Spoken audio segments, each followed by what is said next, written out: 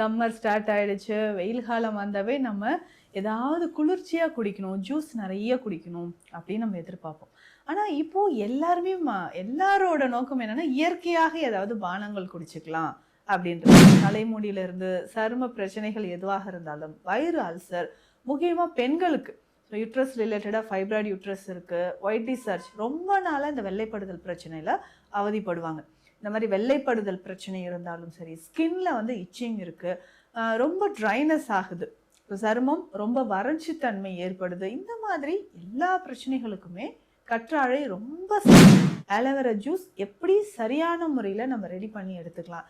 எல்லாருமே குடிக்கலாமா, இல்லை யாராவது இதை குடிக்க கூடாதுன்னு இருக்கா அப்படின்னு ஒரு சிலர் சொல்றாங்க. அந்த ஆலோவேரா ஜூஸ் குடிச்சாலே எனக்கு வாயெல்லாம் எரிச்சல் வந்துடுது டாக்டர், வாயில வந்து எனக்கு நமைச்சல் வர மாதிரி, தொண்டையில எரியுது, லைட்டா குத்துற மாதிரி இருக்கு, இப்படியெல்லாம் சொல்றீங்க. ஸோ இந்த கண்டிஷன் எதனால வருதுங்க? அப்போ ஆலோவேரா குடிக்கவே கூடாதா? யாரெல்லாம் குடிக்கலாம்? சரியான முறையில் இது எப்படி ஜூஸ் ரெடி பண்ணுறதுன்னு நம்ம பார்ப்போம். இதே மாதிரி இதில் மோர் சேர்த்து குடிக்கலாமா? நிறைய பேருக்கு இருக்கிற டவுட் என்னென்னா, இதே மாதிரி வாஷ் பண்ணி எடுத்துக்கோங்க. இதில் தேவையான அளவு நீங்கள் மோர் சேர்த்து கொஞ்சம் உப்பு, ஒரு 2-3 துளிகள் எலுமிச்சை சாறு விட்டு நல்லா இதை பிளெண்ட் பண்ணி எடுத்து நம்ம குடிக்கலாம். இந்த மோர் சேர்த்த இந்த கற்றாழை ஜூஸ் யாரெல்லாம் குடிக்கலாம்னா எல்லாருமே குடிச்சிக்கலாங்க. குழந்தைகள்லேருந்து பெரியவர்கள் வரைக்கும் குடிக்கலாம். யார் ஏதாவது நம்ம வந்து இந்த கற்றாழை ஜூஸை குடிக்காம தவிர்க்க வேண்டுமா அப்படின்னு கேட்டிங்கன்னா, வெல்கம் டு நித்யாஸ் வாரம், where ancient Siddha tradition meets modern healing. Experience the difference. வரம் நேயர்களுக்கு வணக்கம். நான் doctor Nithya, Siddha physician. Summer start ஆயிடுச்சு. வெயில் காலம் வந்தாவே நம்ம ஏதாவது குளிர்ச்சியாக குடிக்கணும், ஜூஸ் நிறைய குடிக்கணும் அப்படின்னு நம்ம எதிர்பார்ப்போம். ஆனால் இப்போது எல்லாருமே எல்லாரோட நோக்கம் என்னென்னா, இயற்கையாக ஏதாவது பானங்கள் குடிச்சுக்கலாம் அப்படின்றது தான். அப்போது இந்த கற்றாழை அப்படின்னு சொல்கிறது நமக்கே தெரியுங்க. எல்லாருக்குமே அந்த உடல் சூடு குறையணும்னா கற்றாழை தான். தலைமுடியிலிருந்து சரும பிரச்சனைகள் எதுவாக இருந்தாலும், வயிறு அல்சர், முக்கியமாக பெண்களுக்கு யூட்ரஸ் ரிலேட்டடாக ஃபைப்ராய்டு யூட்ரஸ் இருக்குது, ஒயிட் டிஸ்சார்ஜ் ரொம்ப நாளாக இந்த வெள்ளைப்படுதல் பிரச்சனையில் அவதிப்படுவாங்க. இந்த மாதிரி வெள்ளைப்படுதல் பிரச்சனை இருந்தாலும் சரி, ஸ்கின்ல வந்து இச்சிங் இருக்குது, ரொம்ப ட்ரைனஸ் ஆகுது, சருமம் ரொம்ப வறட்சி தன்மை ஏற்படுது. இந்த மாதிரி எல்லா பிரச்சனைகளுக்குமே கற்றாழை ரொம்ப சிறந்தது. இப்போ பொதுவாகவே பார்த்தோம்னா எல்லா வந்து காஸ்மெட்டிக்ஸ் எதுவாக இருந்தாலும் சரி, ஃபேஷியல் போகிறீங்களா, எல்லாத்துலேயுமே இந்த கற்றாழை கண்டிப்பாக இதில் இருக்குங்க. இந்த ஆலோவேராவில் அப்படி என்னங்க சத்துக்கள் இருக்குது, ஸ்கின்னுக்கு தேவையான நியூட்ரிஷன் எல்லாமே இதில் இருக்குங்க. விட்டமின்ஸ் எல்லாமே இருக்குது. முக்கியமாக ஸ்கின் டேமேஜ் வந்து ப்ரிவெண்ட் பண்ணுறது. அது மட்டும் இல்லாமல் டெட் செல்ஸ் வந்து இருக்குது பார்த்தீங்களா, நம்ம ஸ்கின்ல நிறைய பேருக்கு அங்கங்கே டேக் இருக்கும். ஸோ அது என்னென்னா, டெட் செல்ஸ் வந்து அங்கங்கே தேங்கி இருக்கிறதுனால தான். அது எல்லாமே வெளியேற்றி ஒரு க்ளோவிங் ஸ்கின் உங்களுக்கு வரணும்னா ஆலோவேரா ரொம்ப இம்பார்ட்டண்ட். அப்படி இந்த ஆலோவேராவை நம்ம சம்மர் டைமில் ஜூஸாக எப்படி சரியான முறையில் இந்த ஜூஸ் போடுறது, ஆலோவேரா ஜூஸ் எப்படி சரியான முறையில் நம்ம ரெடி பண்ணி எடுத்துக்கலாம். எல்லாருமே குடிக்கலாமா, இல்லை யாராவது இதை குடிக்க கூடாதுன்னு இருக்கா அப்படின்னு ஒரு சிலர் சொல்கிறாங்க. அந்த ஆலோவேரா ஜூஸ் குடித்தாலே எனக்கு வாயெல்லாம் எரிச்சல் வந்துடுது டாக்டர், வாயில் வந்து எனக்கு நமைச்சல் வர மாதிரி, தொண்டையில் எரியுது, லைட்டாக குத்துற மாதிரி இருக்குது, இப்படியெல்லாம் சொல்கிறீங்க. ஸோ இந்த கண்டிஷன் எதனால் வருதுங்க? அப்போ ஆலோவேரா குடிக்கவே கூடாதா? யாரெல்லாம் குடிக்கலாம்? சரியான முறையில் இது எப்படி ஜூஸ் ரெடி பண்ணுறதுன்னு நம்ம இப்போ பார்க்கலாம். இப்போ ஆலோவேரா எடுத்திங்கன்னா அது மடல்னு சொல்லுவாங்க இல்லையா, ஸோ ஒரு மடல் எடுத்துக்கோங்க. ஸோ அதனுடைய மேல் பகுதியிலையும் இல்லை சைடில் இருக்கக்கூடிய அந்த க்ரீன் கலரில் முட்கள் இருக்கும். ஸோ அந்த ஸ்கின் எல்லாமே ரிமூவ் பண்ணிடுங்க.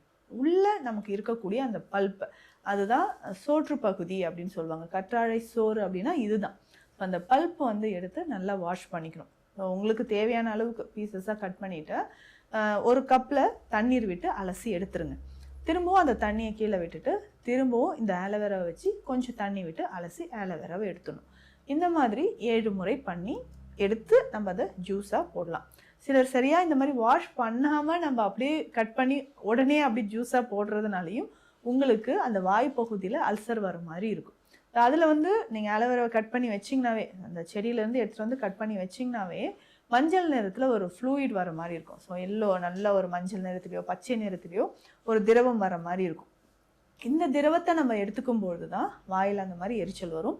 ஸோ இதுவுமே என்னன்னு பார்த்தோம்னா, அந்த கற்றாழை திரவத்தை சேகரித்து மூசா மரம் அப்படின்ற ஒரு மருத்துவ குணம் இருக்கக்கூடிய ஒரு பொருளாக அதையும் நம்ம சித்த மருத்துவத்தில் பயன்படுத்துகிறோம்.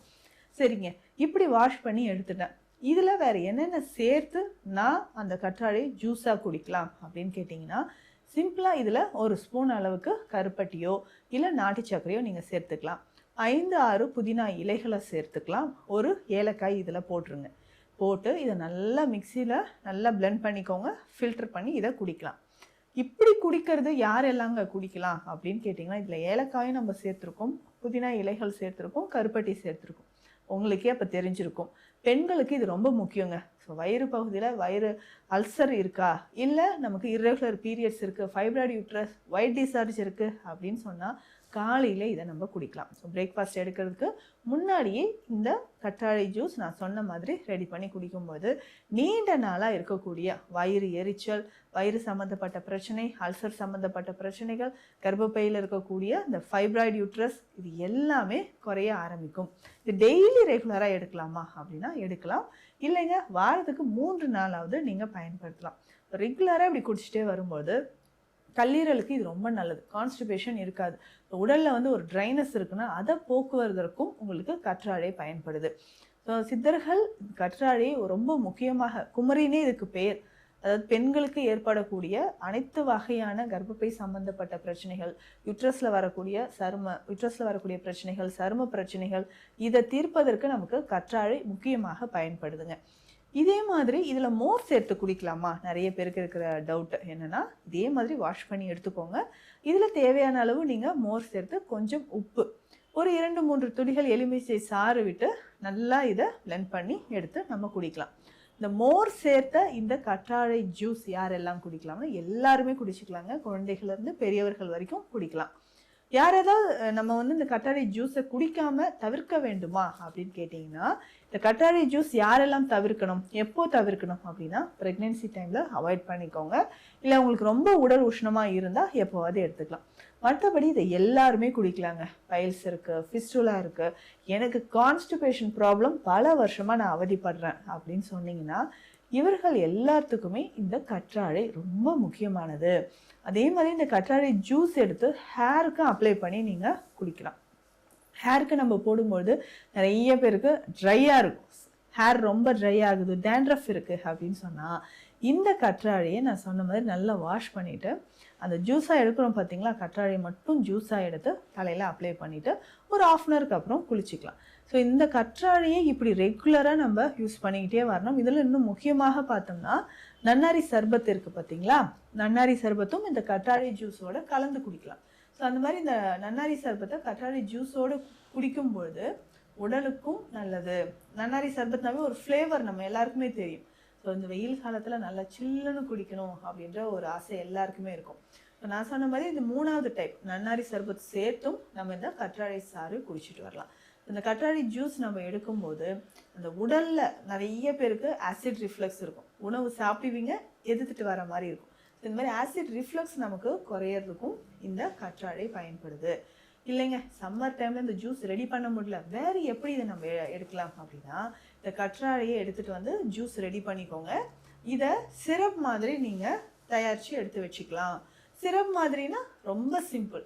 என்னென்னா வெள்ளைப்பாகு காய்ச்சிட்டு அந்த வெள்ளைப்பாகில் இந்த கற்றாழை ஜூஸ் இருக்குது பார்த்தீங்களா, நம்ம அரைச்சி வச்சுருக்கோம் இல்லைங்களா, இந்த வெள்ளைப்பாகோடு சேர்த்து நல்லா நம்ம காய்ச்சிக்கிட்டே வரணும். ஸோ இதில் இருக்கக்கூடிய நீர்த்துவம் எல்லாமே போயிட்டு இது வந்து சிரப் மாதிரி நமக்கு கிடைக்கும். அந்த சிரப்பை எடுத்து வச்சுட்டு தேவையான போது தண்ணீரில் கலந்து நம்ம குடிச்சிக்கலாம். ஸோ இப்போ சர்பத்லாம் நம்ம குடிக்கிறோம் இல்லைங்களா, அதே மாதிரி இதை நம்ம எடுத்து வச்சுட்டு ஒரு 2 ஸ்பூன் 3 ஸ்பூன் எடுத்து தண்ணீரில் போட்டு தேவையான போது அதை நம்ம ஜூஸ் மாதிரியும் குடிக்கலாம். ஸோ ரெகுலராக இதை சம்மர் முடிகிற வரைக்கும், இல்லைங்க சம்மர் முடிஞ்சதுக்கப்புறமும் நான் ரொம்ப ஹெல்த்தியாக இருக்கணும், ஸ்கின் நல்லா க்ளோவிங் ஸ்கின் வரணும். முக்கியமாக கற்றாழைக்கு இன்னொரு முக்கியமான ஒரு விஷயம் இருக்குது. என்னன்னு பார்த்தோம்னா, அந்த டிப்ரெஷனை நமக்கு குறைக்கக்கூடியது. நம்ம உடலில் இருக்கக்கூடிய அதிகமான டிப்ரெஷன் இருக்குது, ஸ்ட்ரெஸ் இருக்குது, நிறைய பேருக்கு ஆன்சைட்டி இருக்கும், எப்போவுமே உடல் சூடாகவே இருக்குது அப்படின்னு சொன்னீங்கன்னா இது தாராளமாக கற்றாழை ஜூஸை நான் சொன்ன மாதிரி குடிக்கலாம். ஸோ பொதுவாக இந்த கற்றாழை ரொம்ப முக்கியமான ஒரு மூலிகை. அதை எப்படி வாஷ் பண்ணணும், எப்படி நம்ம ஜூஸ் ரெடி பண்ணணுன்றதை இந்த பதிவில் பார்த்தோம். ஸோ கண்டிப்பாக இந்த கோடை காலத்தில் இயற்கையான முறையில் உடல் உஷ்ணம் தணியறதுக்கு கண்டிப்பாக இதை ட்ரை பண்ணி பாருங்கள். மேலும் சித்த மருத்துவம் தொடர்பான மருத்துவ ஆலோசனைகளுக்கு ஸ்க்ரீனில் இருக்கிற நம்பருக்கு காண்டாக்ட் பண்ணுங்கள். நன்றி. Welcome to Nitya's Varam, where ancient Siddha tradition meets modern healing. Experience the difference.